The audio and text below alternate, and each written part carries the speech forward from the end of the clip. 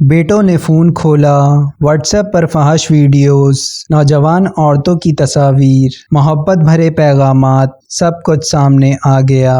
وہی محلے والے جو اس کی نیکی پر رشک کرتے تھے، اب اس کے جنازے میں آنے سے گریزاں تھے۔ بسم اللہ الرحمن الرحیم۔ السلام علیکم ورحمۃ اللہ وبرکاتہ۔ حاجی سلیم شہر کے معزز ترین افراد میں شمار ہوتا تھا۔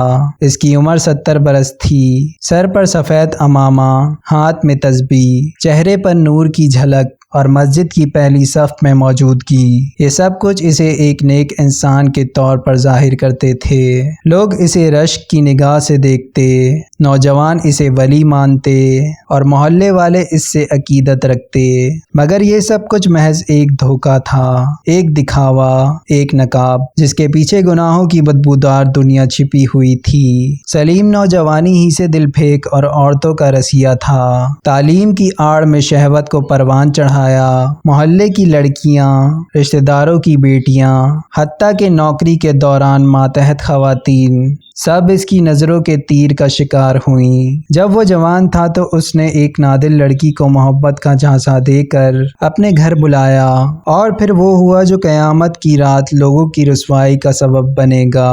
اس نے کبھی اس عمل پر شرمندگی محسوس نہیں کی۔ ہر نئی عورت ایک نیا شکار تھی۔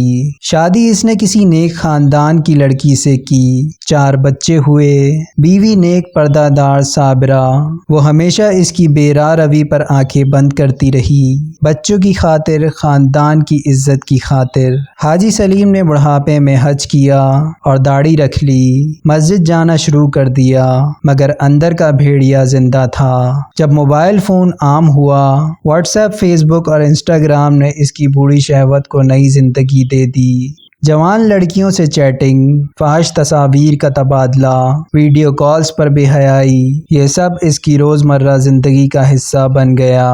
شہر کے ایک ہوٹل میں اس کا خفیہ کمرہ تھا، جہاں وہ عورتوں کو بلا کر زنا کرتا تھا۔ دن میں مسجد، رات میں معصیت، زبان پر ذکر، دل میں زنا۔ ایک رات جب وہ اپنے خفیہ کمرے میں موجود تھا اور گناہ کی آگ میں جھلس رہا تھا، تو اچانک اس کے سینے میں درد محسوس ہوا، دل کی دھڑکن تیز ہوئی اور عورت چیخ مار کر باہر نکل گئی۔ اسے اسپتال لے جایا گیا اور ایمرجنسی میں داخل کیا گیا۔ بیٹے روتے ہوئے اسے کلمہ پڑھا رہے تھے، لیکن جب موت کا فرشتہ آیا تو سلیم کی آنکھیں خوف سے باہر نکل آئیں۔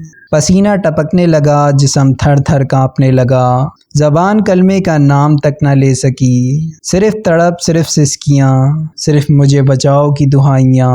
اس کی آخری سانس بھی بے بسی میں نکلی۔ ایک حاجی، ایک نمازی، ایک زکوٰۃ دینے والا شخص کلمہ پڑھنے سے محروم رہ گیا۔ جب جنازے کی تیاری ہو رہی تھی، اس کا موبائل بجا۔ ایک خاتون کا میسج تھا کہ آج رات تم کیوں نہیں آئے؟ بیٹوں نے فون کھولا تو واٹس ایپ پر فحش ویڈیوز، نوجوان عورتوں کی تصاویر، محبت بھرے پیغامات، سب کچھ سامنے آ گیا۔ وہی محلے والے جو اس کی نیکی پر رشک کرتے تھے، اب اس کے جنازے میں آنے سے گریزاں تھے۔ قبر میں اتارتے وقت اس کے جسم سے بدبو آ رہی تھی۔ مولوی صاحب نے تکبیر روکی اور کہا کہ یہ بدن پاک نہیں۔ بالآخر جنازہ محض 3 لوگوں نے پڑھا اور قبر میں ڈال دیا گیا۔ اس شخص کو جس نے پوری زندگی نیکی کا نقاب اوڑھ کر گناہوں کے انگارے سینے میں چھپائے۔ رسول اللہ صلی اللہ علیہ وآلہ وسلم نے فرمایا، 3 لوگ ایسے ہیں جن سے اللہ نہ بات کرے گا، نہ ان کی طرف نظر کرے گا، نہ ان کو پاک کرے گا، اور ان کے لیے دردناک عذاب ہے۔ ان میں سے ایک بوڑھا زانی ہے۔ دوستو، بوڑھے کا زنا عقل، تجربے اور قریب موت کے باوجود کیا گیا جرم ہے، اس لیے اللہ کے ہاں اس کی پکڑ شدید ہے۔ حاجی سلیم دنیا سے رخصت ہو گیا، مگر اس کا انجام ہمیں ایک پیغام دے گیا کہ گناہ جوانی میں معاف ہو سکتے ہیں، مگر بڑھاپے میں کی گئی معصیت ہٹ دھرمی کہلاتی ہے۔ نیک دکھنے سے کچھ نہیں ہوتا، نیک بننا پڑتا ہے۔ توبہ وہی قبول ہوتی ہے جو وقت پر اخلاص سے کی جائے۔ جو شخص زبان سے کلمہ نہ پڑھ سکا، وہ قبر میں کیوں کر جواب دے گا؟ دوستو، اگر آپ اس کہانی سے ہل گئے ہیں تو اپنے دل میں جھانکیں۔ کہیں ایسا نہ ہو کہ ہم بھی حاجی سلیم کی طرح دکھاوے کی نیکی میں گناہوں کی دلدل میں دھسے ہوں۔ آج توبہ کر لیں، کیونکہ کیا پتہ کل زبان کلمہ بھی نہ بول سکے۔ ایسے گناہوں پر دل کو شرمندہ تو ہونا چاہیے۔ دوستو، اگر آپ اس کہانی سے متاثر ہوئے ہیں تو اسے ضرور دوسروں تک پہنچائیں، ہو سکتا ہے کسی کی زندگی سنور جائے۔ دوستو، اپنا بہت خیال رکھیے گا۔ اللہ حافظ۔